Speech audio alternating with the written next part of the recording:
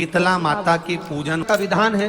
उस विधान में कोई गर्म चीज की महत्वता नहीं है क्या? कोई गर्म चीज की महत्वता? फिर भी दुनिया के लोग अपनी बुद्धि लगाकर माता की जब पूजन करने जाते हैं तो वहां अगरबत्ती भी जलाते हैं और दिया भी जलाते हैं। अब एक तरफ तो तुम माता को ठंडा पानी का भोग लगा रही हो, एक तरफ तो ठंडा भोजन चढ़ा रही हो, एक तरफ तो ठंडे का प्रयास कर रही हो, और ऊपर से माता को तुम दिया लगाकर अगरबत्ती लगाकर तुम माता को सम्मुख में गर्म तत्व को प्रदान कर रही हो, और फिर आकर कहती हो कि मेरा बच्चा क्यों बीमार पड़ता है, मेरे पति को आगे बार बार ये कष्ट क्यों आता है, घर में लोग चिड़चिड़े क्यों हो जाते हैं, घर में लोग क्लेश क्यों करते हैं, आखिर कारण क्या है? तो कारण तो तुम खुद हो कि जो चीज लिखी है वो ना करते हुए दुनिया जो कर रही है तुम वो करना चाहते हो। तुम भगवान की पूजन उस विधान से नहीं करना चाहते जो विधान शास्त्रों में।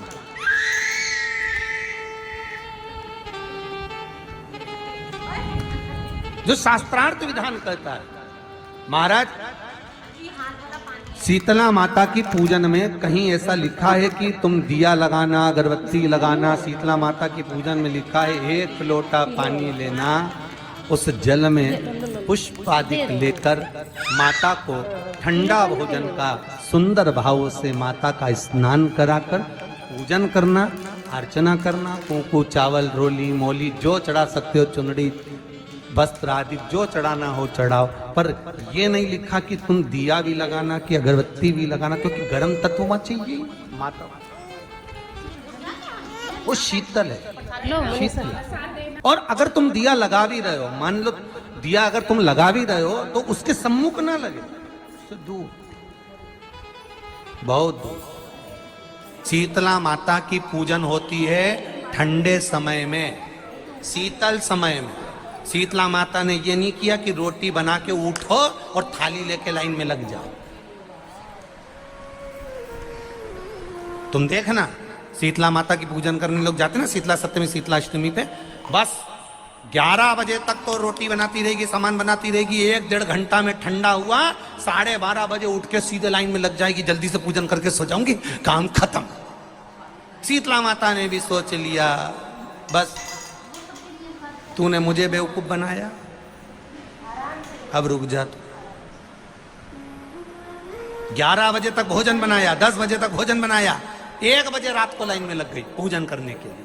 1 बजे रात को न जाने किसने पहला दी कि 1 बजे रात को लग जाओ लाइन में, सुबह तक पूजन करके अपने घर आ जाओ, फिर आराम से आके सो जाओ। अब इतनी जल्दी क्या है भगवान के पूजन की? माँ की पूजन करने जा रहे हो, माता से लाड़ लड़ाने जा रहे हो, अपनी माता से अपने दिल की बात कहने के लिए जा रहे हो, अपने स्नेह की बात कहने के लिए जा रहे हो, तो धीरे धीरे प्रेमवश आनंद से माता की आराधना शीतल समय में, ठंडे समय में। ठंडे समय का मतलब है भीतर से ठंडे होकर, अपने भीतर से ठंडे होकर।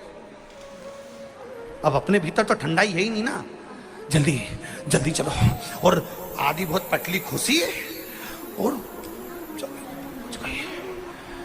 और ये कितना बड़ा कपड़ा थाली पे ढाक ढुका के लाइन में खड़ी है शीतला माता। शीतला माता, या हाथ में लोटा या हाथ में थाली, और इतनी देर में पड़ोसन निकल के बाजू में से जा रही थी और लोटा थोड़ा सा ढुल गया। अब यहाँ शीतला माता की पूजन करनी आई और ये हो गई चंद्र घंटा। लोटा जरा सा ही पानी का झलका, देख के नहीं चल सकती। ठंडा भोजन हाथ में, लोटा ठंडा पानी का, और अंदर अग्नि। शीतला माता भी कह रही इसको अजान दो पहले, इसको। क्या मतलब? भीतर से शीतल होइए, भीतर से ठंडे होइए। चित्त वृत्ति मन जब भीतर से शीतल होगा, ठंडा होगा, तो मेरी शीतला माता, तुमने पूजन करा ना करा, मेरी शीतला माता प्रसन्न हो जाएगी। बस भीतर से शीतल हो, ठंडे हो, भीतर से। एक शीतल आरती होती है, मेरी जीजियों बड़े सावधानी से सुनिएगा। एक शीतल आरती होती है। कभी अगर तुम्हारे जीवन में अगर कभी तुमको ऐसा लगे कि रोग बड़ा भारी हो चुका है और बहुत भारी रोग मुझे घेरता जा रहा है, या डॉक्टर को दिखाने जा रहे हो और तुम्हें ऐसा लग रहा है कि डॉक्टर कोई बड़ी बीमारी बताएगा, तो उस समय पर शीतल आरती का प्रयोग करें।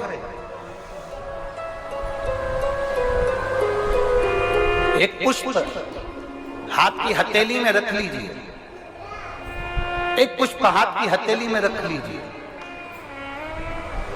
और यहां तक शास्त्र कहता है अगर हो सके तो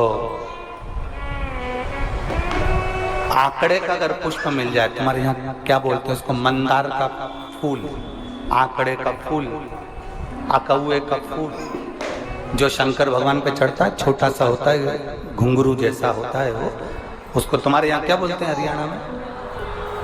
आग का ही पुष्प बोलते हैं।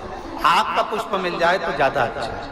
अब उसमें चाहे सफेद हो, चाहे नीला हो, चाहे गुलाबी हो, जैसा भी हो, हाथ में रखने के बाद हाथ में एक लोटा जल, भगवान शंकर के शिवालय में जब आप प्रवेश करें और प्रवेश करते समय भगवान के सम्मुख में जब भगवान शंकर के साक्षी में जब पहुंचे, आपके सामने पूजन में कोई भी सामग्री नहीं है, आपके पास में न दिया है, न बाती है, न गर्भवती है, न चंदन है, न कपूर है, न कोई सामग्री है, केवल एक आंख का पुष्प और एक लोटा जल आपके पास में है। शिवालय में पहुंचकर शीतल आरती का प्रयोग करो।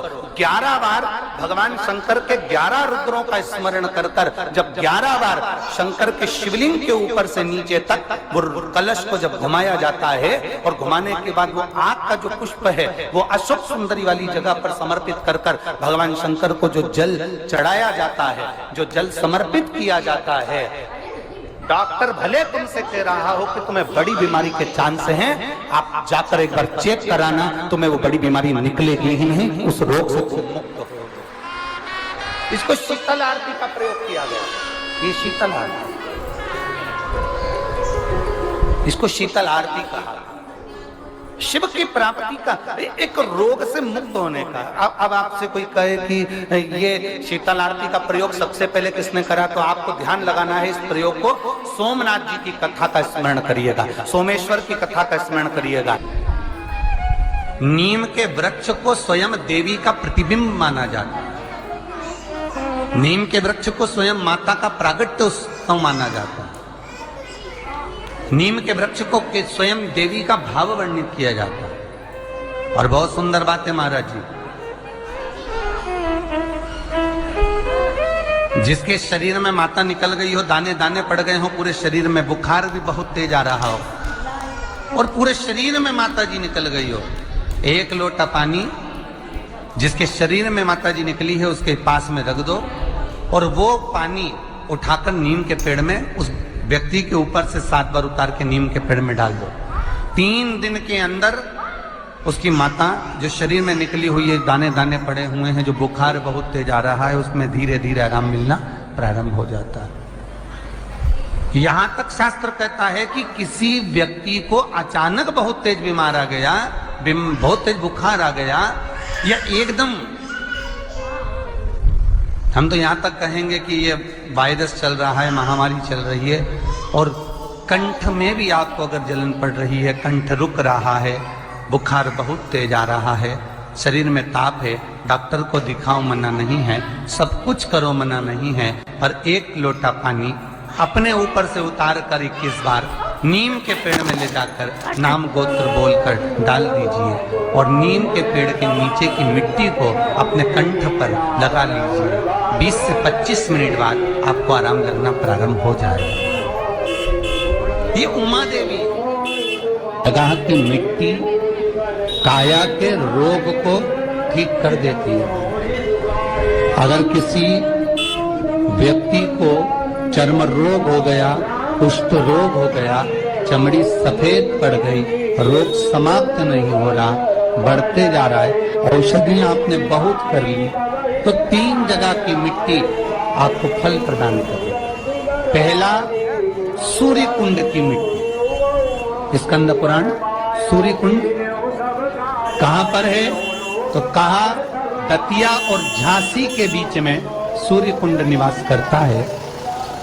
उस सूर्य कुंड की मिट्टी को लाकर जिस व्यक्ति को कुष्ठ रोग हो गया हो, शरीर की चमड़ी सफेद पड़ गई हो, स्कंद पुराण कहती है सूर्य कुंड की मृदा लगा लेने से 5 से 7 दिन में रोग समाप्त होने लगता है महाराज। पर सूर्य को सर्वाधिक प्रियता किया।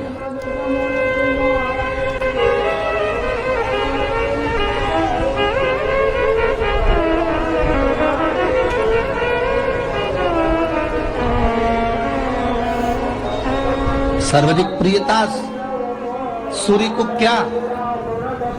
क्योंकि सूर्य तपता है, तो उस तपन को मिटाने के लिए सूर्य देवता के शरीर पर गाय का घृत मला जाता है। जैसे शनि को तेल लगाया जाता है, सूर्य को घृत मला जाता है। इसलिए सूर्य कुंड का एक नियम है कि सूर्य कुंड पर से अगर हम मिट्टी लेकर आते हैं, शरीर पर लगाने के बाद जब शरीर का चर्म रोग समाप्त हो जाए, सफेद चमड़ी अपने वापिस रंग में आ जाए, तब आप जितनी कामना कर आते हैं उतना घी उस सूर्य कुंड के पास में डालना पड़ता है। 1 किलो, 2 किलो, आधा किलो, 250 ग्राम, 25 ग्राम, 50 ग्राम, जो आपने कामना करी है उतना चढ़ाना, पर वो घी गाय का होना चाहिए। और उस घी का प्रयोग कोई नहीं कर सकता, इसलिए गाय का होना चाहिए। और उस घी का प्रयोग कोई नहीं कर सकता, इसलिए आज भी स्कंद पुराण में तो केवल सूर्य कुंड का वर्णन है, घृत का वर्णन है, पर स्थान आज भी झांसी और दतिया के बीच में जो सूर्य कुंड विराजमान है, आज भी वहां पर कुंड के पास में एक घी का कुआं है जिसमें घी डाला जाता है, और उस घी का प्रयोग कोई दुनिया का व्यक्ति नहीं कर सकता। जो करता है वो शरीर में फपोले पड़ जाते हैं और बाद में सड़कर मर जाते हैं।